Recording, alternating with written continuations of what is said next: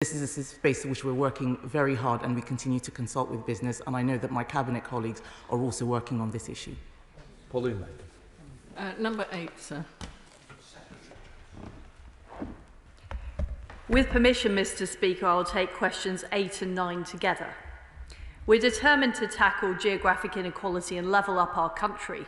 The Equality Hub will look at the data to identify the real barriers that are holding people back. Pauline.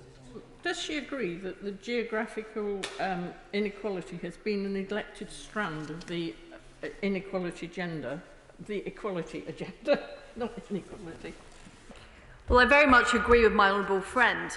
Often the differences in wages or employment are greater between regions of the UK than are in other types of inequality. See, for example, there's a 28% gap in weekly pay between the North East and London. Steve Double. And can I thank my honourable friend for that answer? She'll be aware that people in Cornwall have faced a disadvantage of opportunity for far too long because of our geography. So will she ensure that in amongst all of the loud political noise at this time, that levelling up geographical inequalities will remain at the heart of this government's agenda?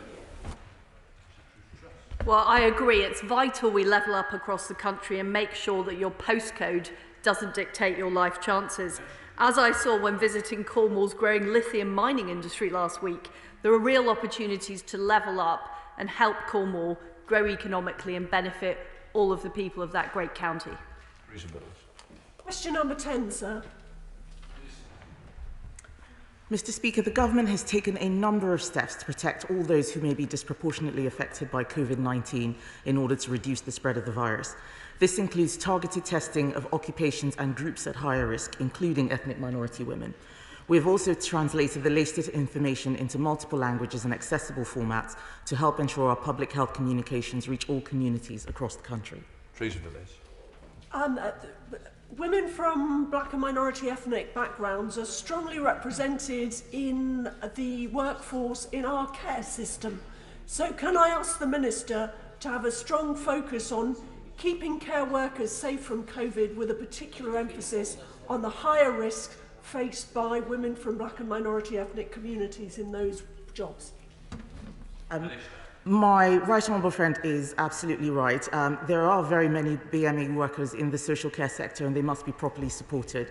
And that's why in June, the Department of Health published a COVID-19 adult social care workforce risk reduction framework to help manage specific risks to staff, including risk by ethnicity.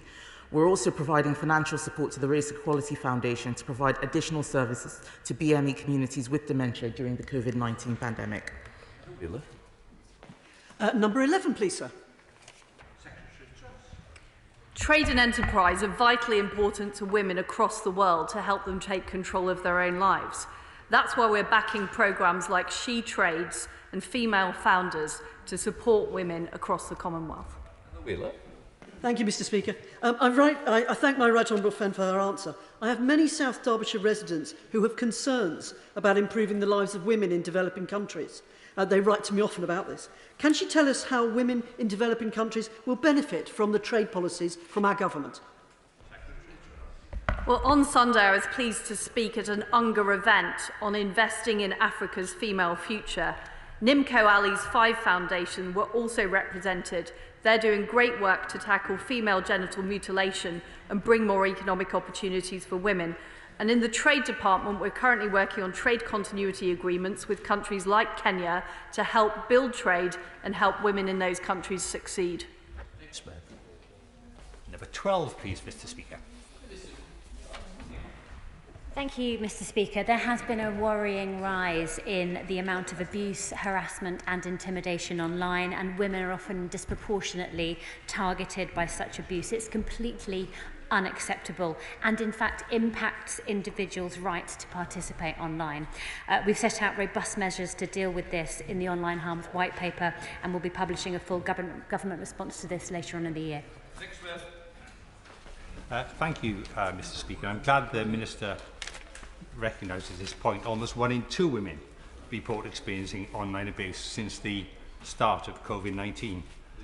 However, the government has delayed the draft of the Online Harms Bill until it's, I understand, the end of 2021. This legislation is clearly needed now. So when will the government bring the bill forward? Thank you, Mr. Speaker. I'm afraid the honourable gentleman is misinformed. We are absolutely committed to making the UK the safest place to go online. The Online Harms White Paper will set out how we're going to make world-leading legislation. We intend to publish that before the end of the year, and the legislation to follow at the very beginning of next year. We now come to the substantive question to Secretary Truss from Dan Carden. Secretary Truss. We want to make sure everyone in the UK is free to live their lives and fulfil their potential, regardless of their sex, gender identity or sexual orientation. We'll soon be hosting the government's first ever international LGBT conference to advance LGBT rights across the world. We now go to Liverpool Walton with Dan Carden. Dan Carden. Thank you, Mr. Speaker. After an organisation in Anfield in my constituency was exposed for offering cures to homosexuality involving rituals and starvation, the government gave me a commitment in this House that it would ban these so-called conversion therapies.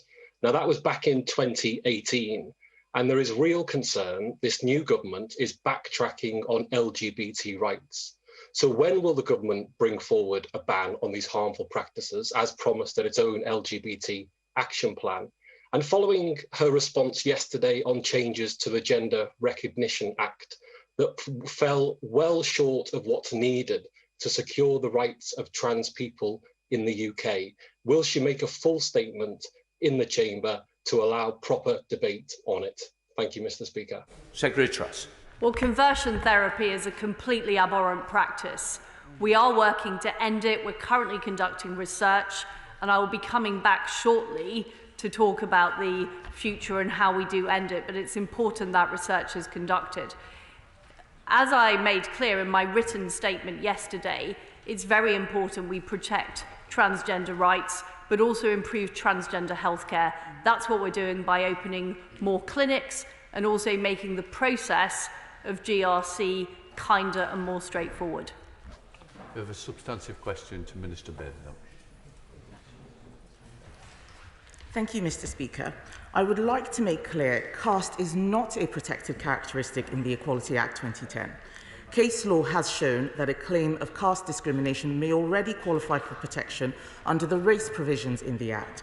We therefore intend to repeal the uncommenced duty in the Act to make caste an explicit aspect of race discrimination as soon as practicable. Bob Blackman landing his question. Bob Blackman. Thank you, Mr. Speaker, and I welcome my honourable friend to her place in answering my regular questions on this particular topic. The fact is, we've had a large-scale consultation of the community. We've had a written ministerial statement making clear that we are going to abolish and remove this protected characteristic from the Equality Act.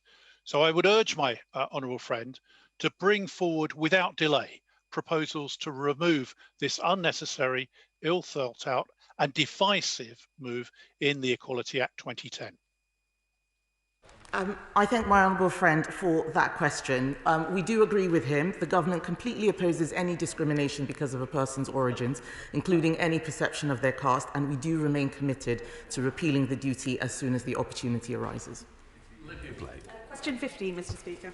Minister Tomlinson. Thank you, Mr. Speaker. SSP is increased annually through uprating, which does not require an equality impact assessment. Individuals requiring further financial support may receive it through the welfare system. Olivia Blake. Research by my union, the GMB, has shown that a failure to raise statutory sick pay to livable rates has had serious detrimental effects on particular groups in our society. The status quo is disproportionately harming women workers, older workers, disabled workers, black and minority ethnic workers, workers who hold particular religious beliefs, and workers who are married or in a civil partnership. Does the Minister agree that the government should do an inequality impact assessment of these policies and do more to ensure that statutory sick pay is set at a livable rate? Minister. I thank the Honourable Member. Well, equality impact assessments are taken when there are policy changes, not part of the annual uprating exercise. That said, statutory sick pay shouldn't be looked in isolation because individuals subject to their own circumstances could access additional support either from their employer, universal credit or new style ESA.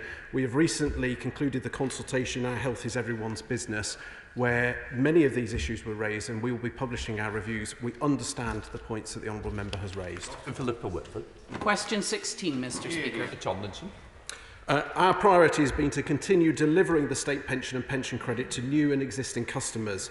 We also supported those in the shielded group who would normally have had to rely on cash through the post office to cover their weekly outgoings. Doctor. Thank you very much, Mr. Speaker. We know that elderly and disabled people, especially those living alone, are less likely to access online platforms. During this COVID pandemic, knowing the rules and understanding the ideas and information behind them is critical. So will this UK government be re-establishing regular briefings, including BSL translation, as we have in Scotland, so that no one misses out on vital information? Minister. The Honourable Member is absolutely right to highlight the importance of accessible communications. It was an issue raised particularly in the early stages that we then shared cross-government. I'm delighted that BSL, for example, was then picked up by the BBC, and that is then provided. Yesterday, the Prime Minister's statement was also simultaneously by the House, had a BSL interpreter, a very valid point to raise. Jimmy Stone. Nomination, Mr. Speaker. Minister Dinage. Appropriately, a question on sport, Mr. Speaker, as I sprint to the box. Mr. Speaker, we remain committed to supporting our young, female and disabled Olympic and Paralympic athletes through this very difficult period. We continue to work with UK Sport to ensure that athletes are assisted and supported in their preparation for the Tokyo Games and beyond to Paris 2024. I wonder if the Minister agrees that this kind of investment will establish role models which will encourage people to get active in their own communities. Mr. Speaker, can I welcome the honourable gentleman to his new role as the spokesperson on DCMS, and indeed as a very appropriate day, as today is National Fitness Day. He's absolutely right. If you can see it, you can be it. We want to inspire the next generation of young people to get physically fit, active, not only for their own health, physical health, but also for the mental health and well-being that it brings. Secretary Trust, Topital 1. Mr. Speaker, I want transgender people to be free to live and prosper in modern Britain. We will maintain the Gender Recognition Act, protect single-sex spaces, and work to make the recognition process kinder and more straightforward.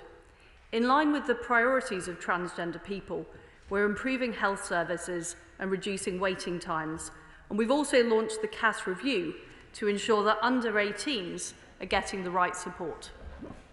We now head to Rutland and Melton with Alicia Cairns. Alicia Cairns. Thank you and good morning, Mr. Speaker. I'm grateful to my right honourable friend, as well as the Health Secretary and the Prime Minister, for giving backing to my campaign to end the abhorrent practice of LGBT so-called conversion therapy.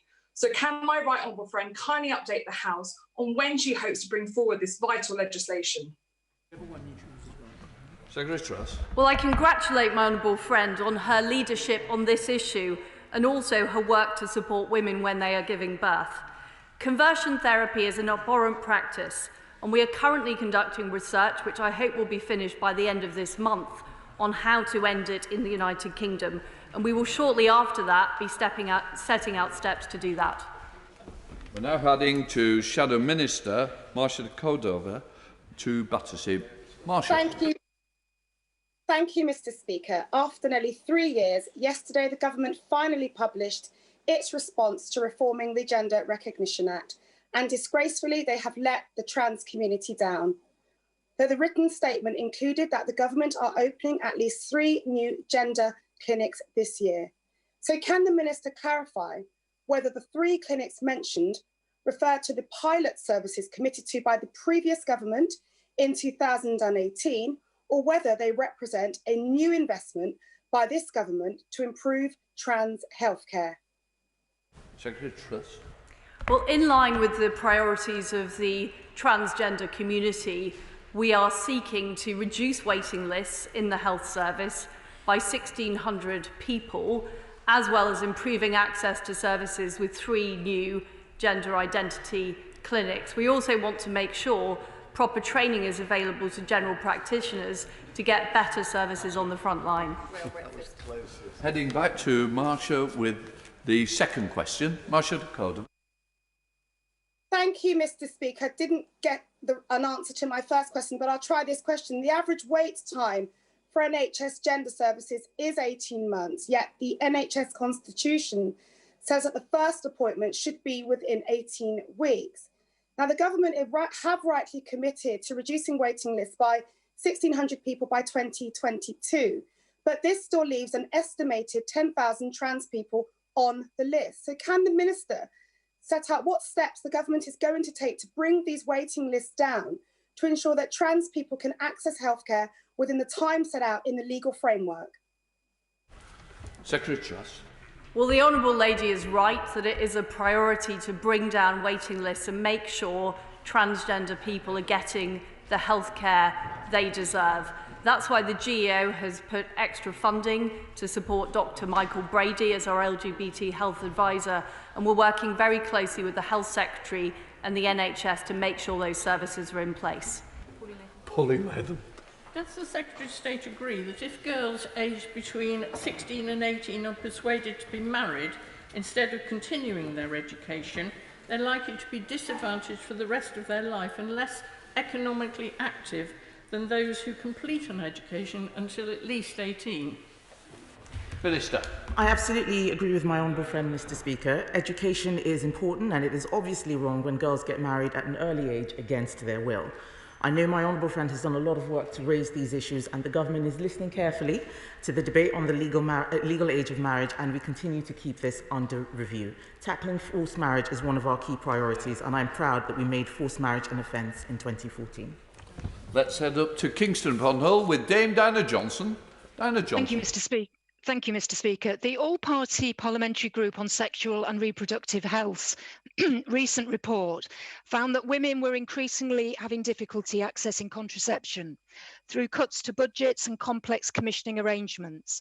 The former past president of the Royal College of Obstetricians and Gynecologists, Professor Dame Leslie Regan, has pointed out that Viagra was made available to men over the counter without a prescription within a year of being licensed, but the safe progesterone-only pill, which has been licensed for over 60 years, means we still don't trust women to get it over the counter at the chemist. So what is the Minister going to do about this blatant discrimination against women? Secretary Truss. Well, I thank the Honourable Lady for her question, and I will take the issue up with the Health Secretary. Chris Lauder. Thank you, Mr. Speaker. Being gay in the farming community is incredibly hard, not least because of isolation. The Gay Farmers Helpline plays a vital support role, but has highlighted a very high suicide rate. Can I ask what the Minister is doing, please, to support gay farmers, and will she meet with me and representatives of that helpline to see what else we can do? Secretary Truss. Well, farming is a vital industry in Britain, and I want all farmers to feel supported. I applaud the work of groups like AgRespect in supporting LGBT farmers to thrive, and I'd be delighted to meet with my honourable friend and his colleagues to discuss what more we can do. We're now going to move on to Prime Minister's questions.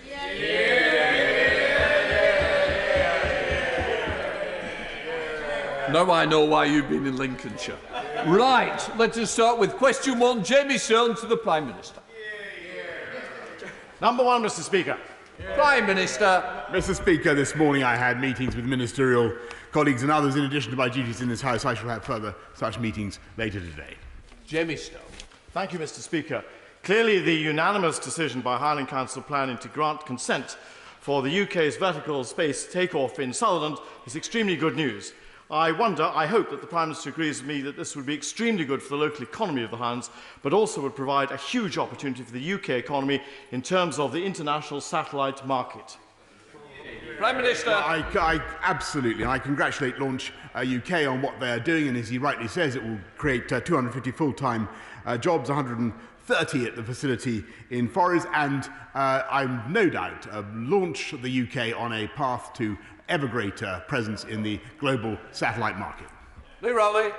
Thank you, Mr. Speaker. Yesterday evening, the Prime Minister announced a series of changes that none of us ever wanted to see to keep the virus as low as possible, and residents are understandably concerned and anxious. Would the Prime Minister reassure us all and my constituents in North East Derbyshire that the primary focus of the government remains on protecting both lives and, just as importantly, livelihoods? Minister. Yes, indeed, Mr. Speaker. My honourable friend can certainly reassure his constituents that our purpose and the purpose of the package that I think carried overwhelming support yesterday in this House is to continue to drive down that R number whilst keeping businesses open and keeping pupils in school. We now come to the Leader of the Opposition, Keir Starmer. Thank you, Mr. Speaker. 3 months ago today, the Prime Minister said, "Test and trace can be a real game changer for us." He was backed up by the Health Secretary, who said, "Finding where people who test positive are is the single most important thing that we can do to stop the spread of the virus." Yesterday, the Prime Minister said the complete opposite. Standing there, he said testing and tracing has very little or nothing to do with the spread or transmission of the disease. Both positions cannot be right. Which one is it, Prime Minister? Well, Mr. Speaker, it is an obvious fact of biology and epidemiology that, alas, this disease is transmitted by human contact or aerosol contact, but it is one of the great advantages of NHS test and trace, which we did not have working, alas, earlier in the pandemic. We simply didn't have it in the spring, and the result is that we now have the ability to see in granular detail where the epidemic is breaking out, exactly which groups are being infected. That's why we've been able to deliver the local lockdowns, and that's why we're able to tell now at this stage that it is necessary to take the decisive action that we are, and which I think he supports, or he did yesterday anyway, to drive the virus down, keep kids in school and keep our economy moving. That's the point, Mr. Speaker. Starmer. So why yesterday did the Prime Minister say that testing and tracing had very little or nothing to do with the spread or transmission of the disease? Mr. Speaker, I hesitate to reprove the right honourable gentleman for a flaw he seems sometimes to fall into is not listening to my previous answer, Mr. Speaker. I gave a very clear answer. The answer is it is simply and sadly it is an epidemiological fact that transmission of the virus takes place by a human contact from person to person. What test and trace enables us to do is to isolate the cases of the virus with ever greater detail, which we weren't able to do before, Mr. Speaker. And thanks to the efforts of NHS Test and Trace, many thousands of people, trainees, nurses, doctors, young people, members of the armed services, we're not only testing more capacity, testing more than any other country in Europe, but capacity today is at a record high. And I think you should pay tribute to their work. Mr. Speaker, I listened to the answer that the Prime Minister gave to the questions. That's why I asked him the question, because yesterday he said the complete opposite of what he said today. Everybody who was in the chamber, everybody who reads Hansard will see it. And he talks about testing.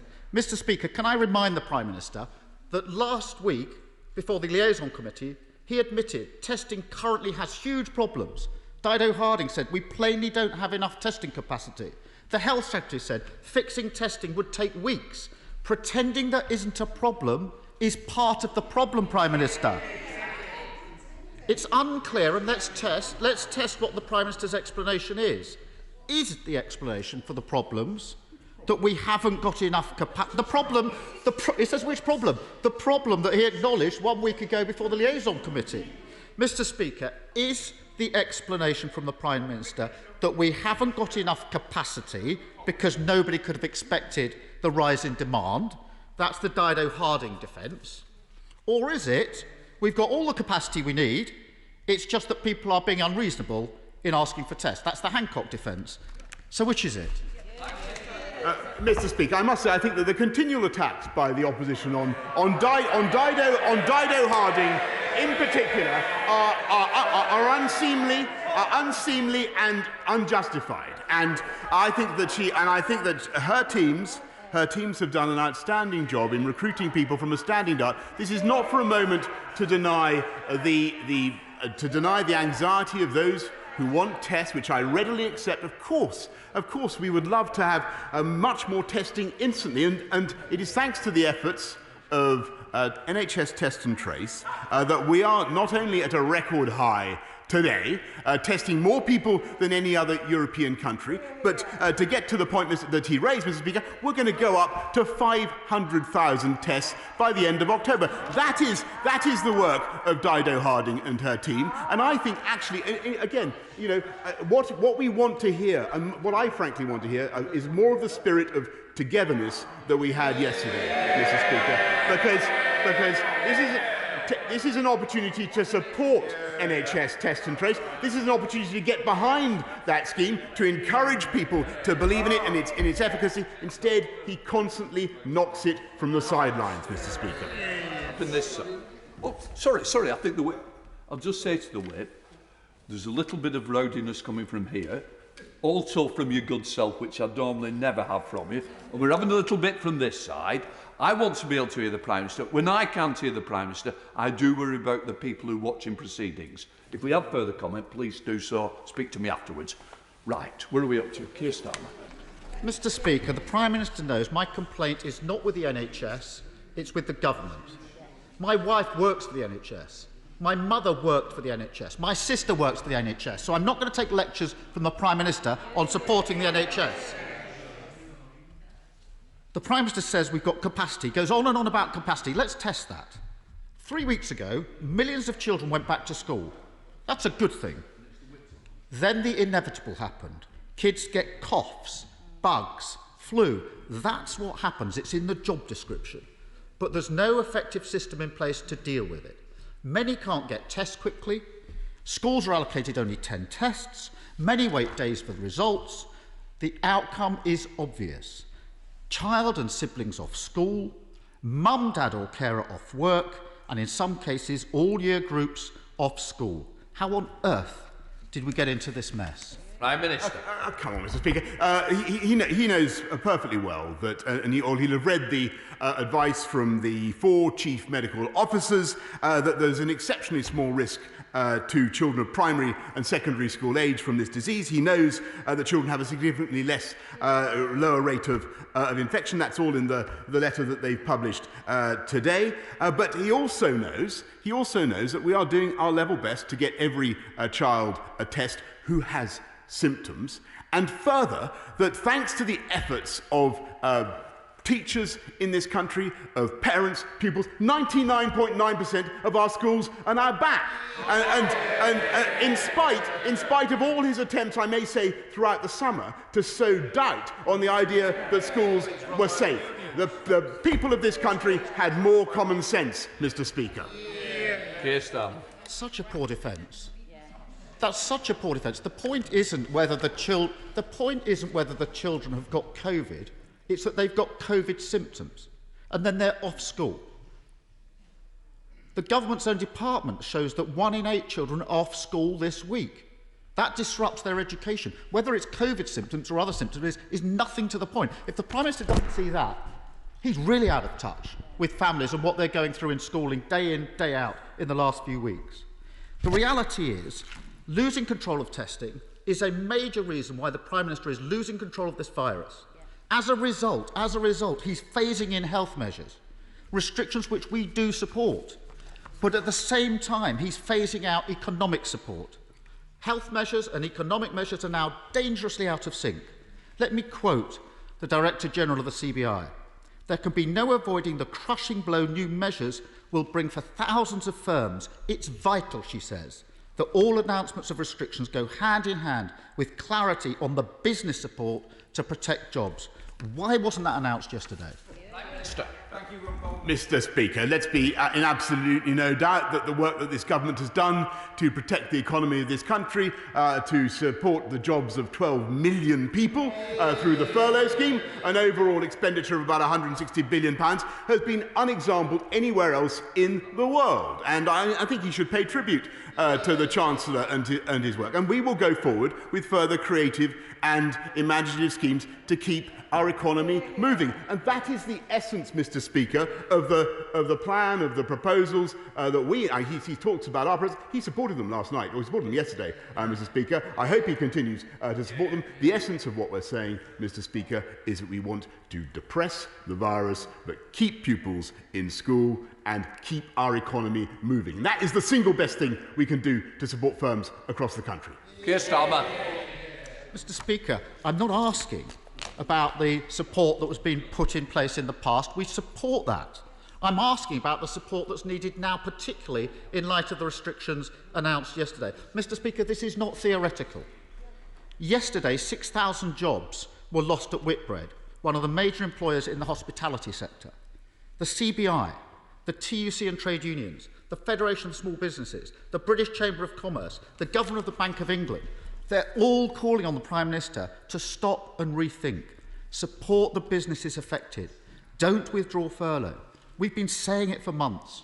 When is the Prime Minister finally going to act? Well, Mr. Speaker, these are indeed tough times, and I have no doubt that many businesses, many employees are feeling a great deal of anxiety and uncertainty, and we will do our level best to protect them throughout this period. But we will get through this, Mr. Speaker, by precisely the methods that we have outlined and that were agreed upon in this House yesterday. And I may say, I think that what the reality of the opposition position has been exposed. The cat's out of the bag, Mr. Speaker, because it was his shadow education secretary who said of the present crisis, she said, "Don't let a good crisis go to waste." That's the real approach of the Labour Party, Mr. Speaker, seeking to create political opportunity out of a crisis, out of the difficulties and dangers this country is going through, whilst we are taking the tough decisions. The tough decisions to get this virus down, Mr. Speaker, to keep our education system going and to keep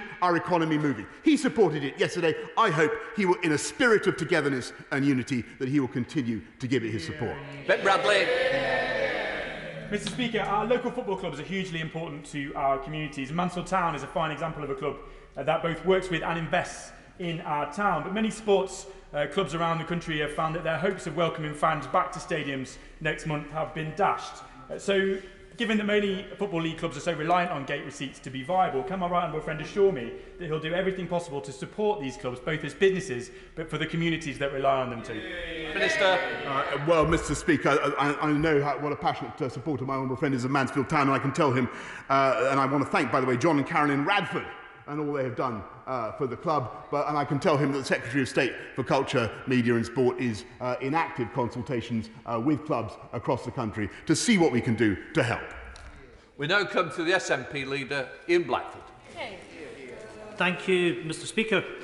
Last night, the Prime Minister and leaders of the devolved governments announced restrictions aimed at stopping the number of COVID cases reaching a predicted 50,000 a day by mid-October.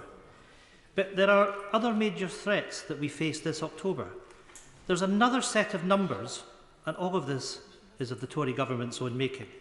1 million jobs at risk if furlough ends early. 30 billion a year bill to the taxpayer from a no-deal Brexit. And today we learn 7,000 trucks queuing for days at Dover. Mr. Speaker, if those numbers become a reality, the Prime Minister is leading us into another winter of discontent. Mr. Speaker, our First Minister has shown leadership at all fronts during this pandemic. However, the responsibility and powers for extending the furlough scheme lie with the Prime Minister and the Chancellor. The Prime Minister must announce an immediate extension, no half measures, no half-baked projects to this vital and life-saving scheme. Will the Prime Minister show leadership required and save the jobs? Prime Minister. Well, I noticed that both the leader of the Scottish Nationalist Party and the leader of the opposition now support an indefinite extension of the furlough scheme. That's what he said, Mr. Speaker. What we will do, as I've said throughout, is continue to put our arms around the people of this country going through a very tough time and come up with the appropriate creative and imaginative schemes to keep them in work and keep the economy moving. That's the essence of our approach. Ian Blackford. That's so poor. Mr. Speaker. What we're talking about is protecting the jobs of people today. It's not indefinite, and nobody, Prime Minister, has asked for that. Mr. Speaker, the first steps to any recovery is admitting that there is a problem. Even the Governor of the Bank of England is telling the Prime Minister to stop and rethink. The solution for millions of people right now is an extension, Prime Minister, of the furlough scheme beyond October. The alternative is putting 61,000 jobs in Scotland at risk. Yesterday, the only reassurance the Prime Minister gave those Scottish workers were saying that he would throw his arms around them. Prime Minister, I can tell you the last thing those 61,000 Scots are looking for is a hug from you. They need the security of knowing that they can hold on to their jobs and incomes for themselves and their families. Time is running out. Workers are facing the dole today. Will the Government instruct the Chancellor to extend the furlough scheme and stop 1 million workers being sold onto the scrap heap by this Government? Prime Minister. What I can certainly tell him is that, of course, the furlough scheme has already been extended until the end of October. People should be no doubt about that. And as I've said before, we will continue to provide the best support we can possibly give to keep people, get people, and new jobs are being created, Mr. Speaker, get people into work whilst suppressing the virus. And I know that he may not know, I can imagine that he doesn't want a hug from me, but that was a metaphor, Mr. Speaker, and perhaps it's physically incarnated by the £12.7 billion of Barnett consequentials that we're seeing come from the UK Exchequer to support people across the whole of our country. I suspect you might get a hug now from Andrew Bowie. Oh, well, I could possibly, Mr. Speaker, not in present company. Mr. Speaker, it's interesting that the leader of the Scottish National Party went on jobs, given that on this side of the House we voted this week and last to protect 500,000 jobs, enshrining Scotland's most important market, our internal UK market, in statute. Why does my right honourable friend think the SNP did not support this bill? Prime Minister. Mr. Speaker, I have absolutely no idea. It's totally baffling because this is a bill that underpins a massive transfer of powers back to Scotland from Brussels. About 70 powers and prerogatives go back to Scotland, which they would throw away again. As Mr. Speaker, they would throw away again the entire beautiful, glistening haul of the UK's or Scotland's spectacular marine wealth. Hand our fisheries straight back. Hand Scotland's fisheries straight back to Brussels. That's what they want to do. Caroline Lucas. Thank you very much, Mr. Speaker. Last week, a RSPB report noted that the UK has seen a lost decade for nature, with the government failing to reach 17 out of 20 targets that it had signed up to. Now, there's a major UN Biodiversity Summit next week. It is a vital moment to put this right and to show some real leadership.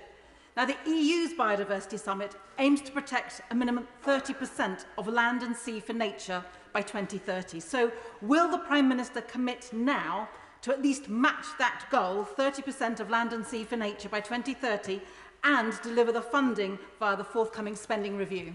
Prime Minister. Well, the Honourable Right Honourable Lady simply cannot be unaware that the campaign to get the world's leaders to sign up to a leaders' declaration, Mr. Speaker, on biodiversity has been led over the last few weeks by this government. And it is this government, you know that, she knows that, Mr. Speaker, it's this government that devised the Charter, it's this government that's leading the world in protecting biodiversity across the planet, and we will put in the funding. We pioneered the 30% idea, and we will certainly put in all the funding required. Gareth Bacon. Mr. Speaker, there's growing concern in my constituency of Orpington and across the country about the rising number of illegal crossings across the Channel. In order to stop these dangerous journeys, to save lives and to protect our borders, the UK must deter people from making these crossings. The law in this area is complex, so can my right honourable friend assure my constituents and the country that at the very latest a comprehensive bill to deal with this problem will be brought before the House following the next Queen's speech? I thank my honourable friend because he's completely right that the legal position is currently very difficult because of the inflexible and rigid Dublin regulation for returns. And what's happening now, and so people think there is a way in that is legally very difficult to resist. Tragic for those who are coming across in rubber dinghies or children's paddling pools, cheated by gangs as they are. We must find a better way of doing this. Once we are out of the EU, able to make our own return arrangements, able to settle our own laws in this matter, I've no doubt that we'll find a way forward. Graham Morris. Thank you, Mr. Speaker. And I do hope respectfully the Prime Minister isn't having problems with his memory, because just yesterday, can I remind him, we've just had a recent exchange there where, metaphorically, you promised to put your arms around the British people and support jobs and the economy.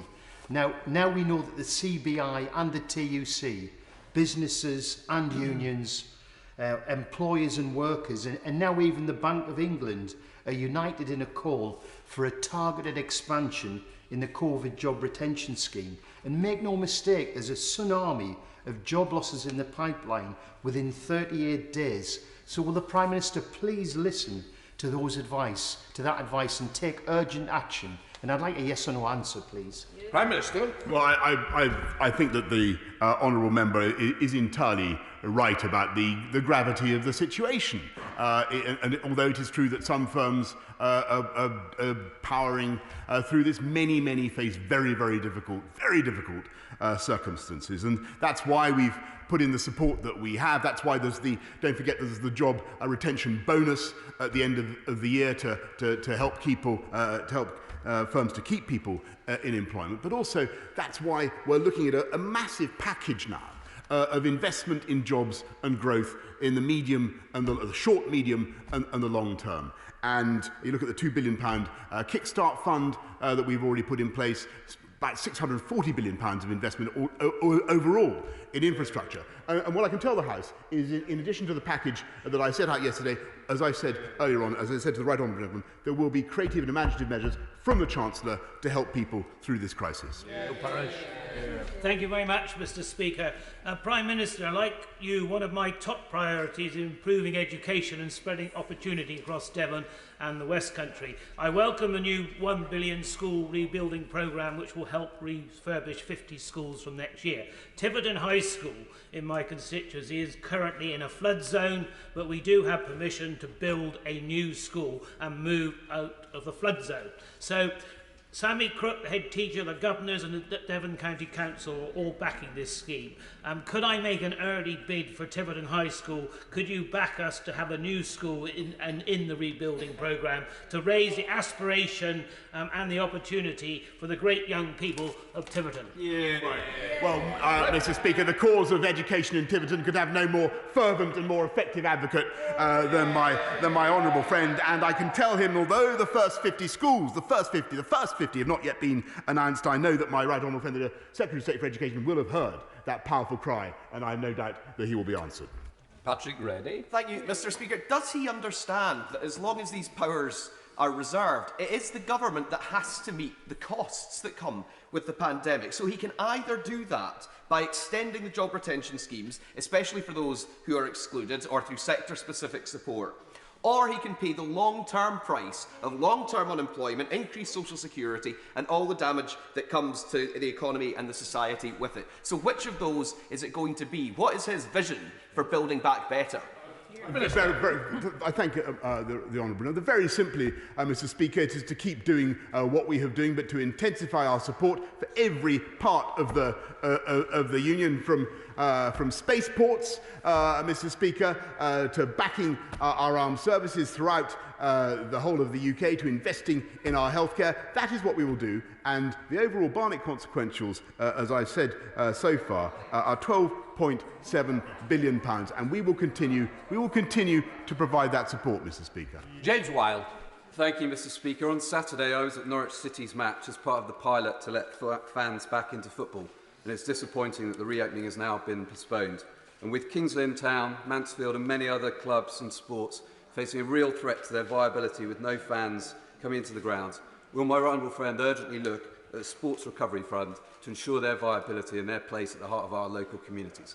Prime Minister. Mr. Speaker, it grieves me to see football clubs, Mansfield, others, Norwich City, not able to go back in the way that they want to right now, and I totally sympathise with him and with the fans. And I really wish we did not have to do this now. I really wish we did not have to do this now. The best way, obviously, to get through it, as I say, is to follow the advice and suppress the virus. But in the meantime, my right honourable friend, the Secretary of State for Culture, Media and Sport, is looking actively at solutions to help Norwich City and other clubs. Let's head up to Adrian Shotts with Neil Gray. Neil Gray. Thank you, Mr. Speaker. Sometimes doing the right thing isn't easy, but in this case it is essential. It's clear that doing the right thing to stop the spread of COVID-19 is going to have a social, business and economic impact. But as yet, the UK government haven't moved to ensure in this new phase that there is full security for those doing the right thing. So will he do the right thing and look now as a minimum at the support available to businesses, in particular the self-employed who may need to self-isolate repeatedly or be back in the realm of zero income, extend the furlough scheme and ensure the limited universal credit uplift is expanded to legacy benefits and made permanent?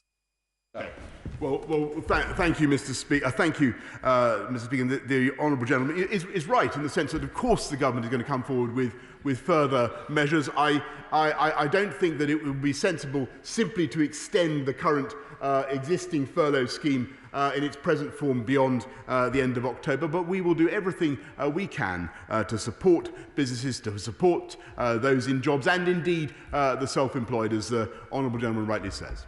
Secretary Batty.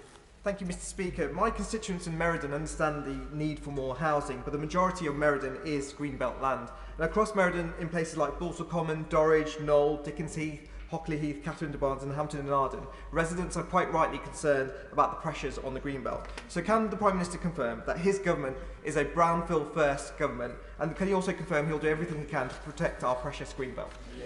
I certainly can, Mr. Speaker. It was a former Labour planning minister who said the Green Belt is a Labour achievement and we intend to build on it, is what he said. The government's approach is entirely different. Our planning reform will not change. That's what they want to do, Mr. Speaker. We will not change existing policy to protect Green Belt, and our housing targets, which are very, very ambitious, will focus, as he rightly says, on brownfield. Heading to South London with Florence Eshalome. Florence Eshalome.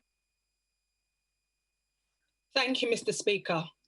Unsafe cladding is leaving hundreds of leaseholders across Vauxhall unable to sell or remortgage their properties. The EWS1 forms are not being used as intended and leaving my constituents trapped between risk-adverse lenders and irresponsible building owners. They have been waiting 3 years already. So can the Prime Minister tell me what steps he's taking now to resolve this really dangerous situation? Mr. Speaker, I thank the Honourable because I am aware of this problem of people facing real disadvantaged leaseholders and others because of the of unsafe cladding still on their buildings. I think it is disgraceful, and both ACM and HPL cladding, in my view, should come off as fast as possible when we are investing massively to achieve that as fast as we can. But I sincerely appreciate the problem that she raises. Murray.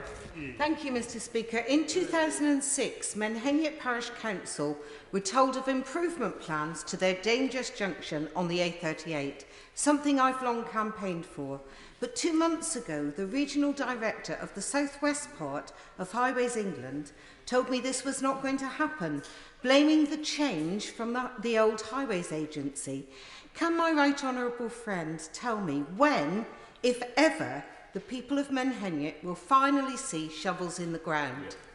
Prime Minister. Well, Mr. Speaker, I'm grateful to my honourable friend because she gave me advance notice of this question. I think this is really a case for Project Speed, Mr. Speaker, and I hope that Highways England, who are currently undertaking a safety study of the A38 between Bodmin and Saltash, will be able to accelerate their work and get on with Menheniot Junction as fast as possible. Thank you, Mr. Speaker. Before lockdown, children on free school meals finished education on average 18 months behind their classmates, and the gap was getting worse. Schools closed, and a quarter of these children did less than 1 hour's schoolwork a day. Lockdown was temporary, but the impact could be lifelong. To help these children catch up, and in the spirit of togetherness invoked by the Prime Minister earlier on, will his government give time for my bill to close the digital divide and give children on free school meals access to internet in their homes? Minister.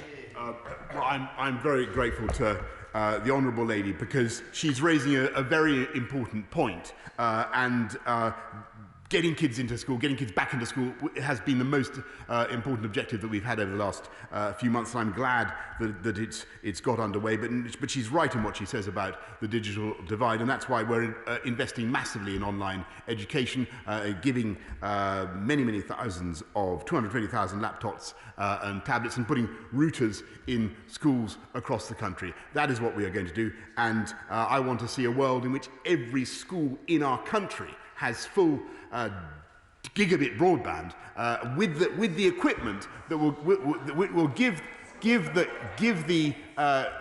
pupils the equipment and the access to the internet that they need. That's waffling. Thank you, Mr. Speaker.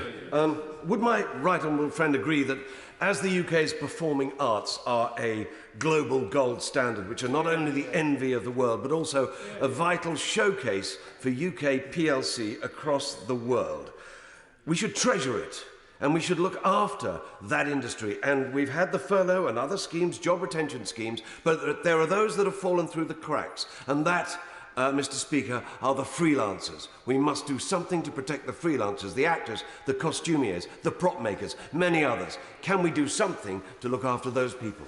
Prime Minister. Well, Mr. Speaker, that is a very important point, because obviously the job retention scheme has been very effective in keeping people in work, but there are of course people who don't have employment of that kind. That's why we have given them 1.57 billion to support the creative culture media sectors, including the theatres.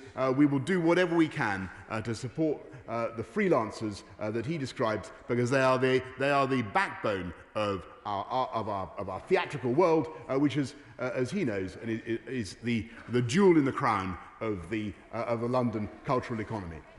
Returning to Scotland with Ronnie Cowan. Ronnie Cowan. Thank you, Mr. Speaker.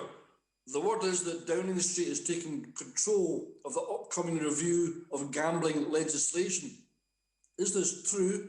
And if so, will Number 10 consider all the recommendations made by the APPG on gambling-related harm in our report published in June?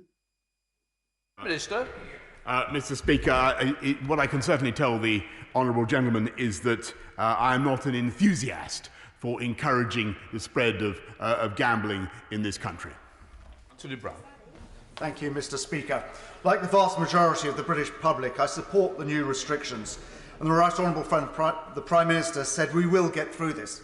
But long term, there are only 3 routes out of this pandemic. 1 is to eradicate the virus, 2, gain herd immunity, or 3, suppress the virus and reduce the deaths until a vaccine or highly effective treatment arrives, such as the ones that the brilliant researchers of South Cambridgeshire are working on. Will my Right Honourable friend, the Prime Minister, tell me which one of these 3 routes is the government taking us? Prime Minister. Number 3, Mr. Speaker. Final question, Sammy Wilson. Thank you, Mr. Speaker. Only time will tell, Prime Minister, whether the predictions made this week by the medical advisers about deaths and infections of coronavirus have any credibility, or whether they're as exaggerated as the claims that there will be 500,000 deaths within weeks made at the beginning of the year. What is not in dispute, however, is that the scare tactics being used and the regulatory actions taken will have an immediate impact on high streets, the hospitality industry, and further devastation for the aviation industry.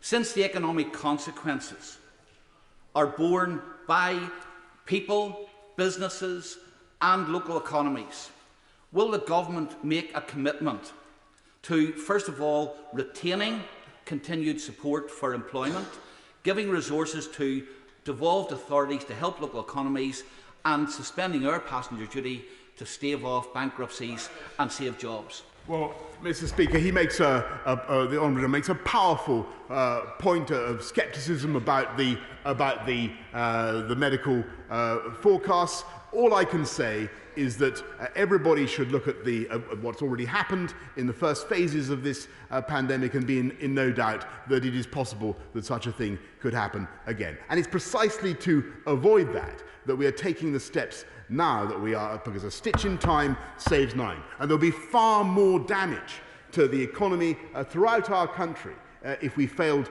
to control the virus now, and we were obliged to put in seriously damaging lockdown measures that really affected every business in the country. And that's why we're taking the approach that we are now, and that's why I think it has the support, and I hope it has the support of him and his party as well. But I can certainly tell him that the advantage of this approach is that it will allow us not just to keep that virus down if we all follow the guidance, if we all do follow the package that we've set out, keep that virus down, but also enable education to continue and our economy to go forward. And of course, we will continue to support businesses in Northern Ireland and across the country throughout the period. In order to allow the safe exit of vulnerable members participating in this item of business and the safe arrival of those participating in the next, I'm suspending the House for 3 minutes. Order.